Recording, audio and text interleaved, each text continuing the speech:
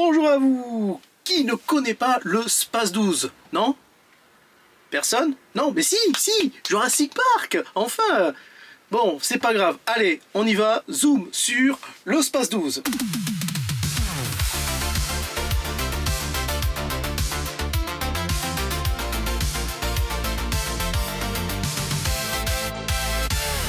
Ce fusil d'assaut de calibre 12 sort des ateliers Franchi en 1979, soit un an avant que je naisse. Le Space 12 signifie... Attendez, alors voilà, Special Purpose Automatic Shotgun.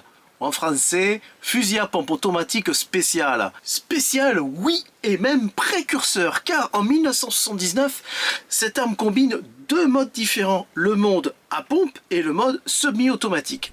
Le mode semi-automatique permet le tir de cartouches classiques, chevrotines, balles, etc. Le mode à pompe est utilisé pour tirer des cartouches spécifiques comme les lacrymogènes ou les gommes-cognes qui n'ont pas assez de puissance pour réarmer la culasse en mode semi-automatique. Regardez cette tige recourbée, elle permet au tireur de pouvoir utiliser l'arme d'une seule main.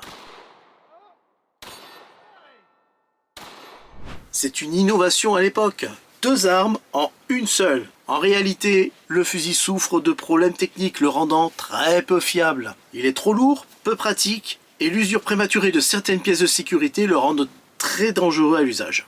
Il ne va pas connaître beaucoup de succès, que ce soit dans les forces de police, l'armée et même dans le secteur civil. En 1989, son concurrent Benelli sort son fusil M3 Super 90, un hybride également, mais largement plus fiable. Le Space 12 disparaît peu à peu et sa production s'arrêtera en l'an 2000.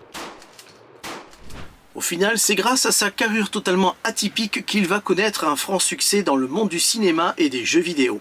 Dans le monde du cinéma, le Space 12 apparaît dans de nombreux films des années 80 et 90, notamment dans les mains des méchants, comme par exemple le T-800 dans le premier film Terminator ou encore des hommes de main dans Bad Boys. On l'aperçoit dans Jumanji ou encore Robocop, mais c'est en 1993 que, personnellement, je vais découvrir cette arme avec Jurassic Park et il s'intègre parfaitement dans cet univers. On le retrouve également dans Matrix, Battle Royale et bien d'autres films. Hé, je vous ai gardé le meilleur pour la fin. En 1984, un film franco-italien sort en salle sans connaître un grand succès. Oui, il y a un Space 12 dedans, et c'est sans doute le film qui pousse le plus loin le délire autour de cette arme au point d'en faire un personnage à part entière. Il utilise des munitions très fantaisistes. On est d'accord, hein, c'est un ressort, hein.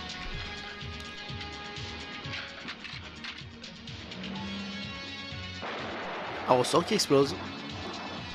Des munitions incendiaires. Sans oublier une super vision nocturne. Dans ce film, le Space 12 devient une arme de destruction massive qui peut neutraliser absolument toutes les menaces avec des munitions totalement fantaisistes, ce qui est très loin de la réalité.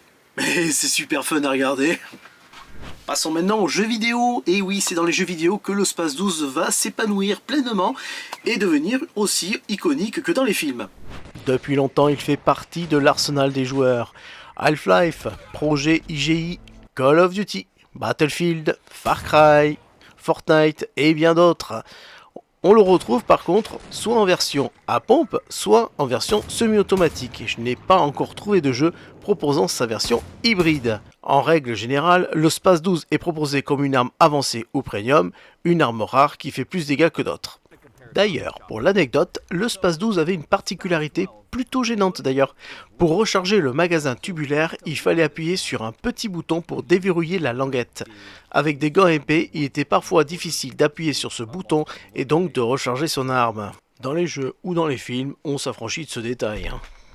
Pour une arme sortie en 1979, elle était très prometteuse et sa carrure atypique a fait de lui une arme qui, encore aujourd'hui, tranche totalement avec ce qui existe sur le marché. Peut-être la A12, bien aussi la A12, mais on pourra en parler plus tard. Cette arme donc rejoint le panthéon des armes iconiques des films et des jeux vidéo qui restera jamais à graver dans la mémoire des gamers et cinéphiles. C'était JM qui vous dit adieu chats, portez-vous bien et à bientôt pour un nouvel épisode.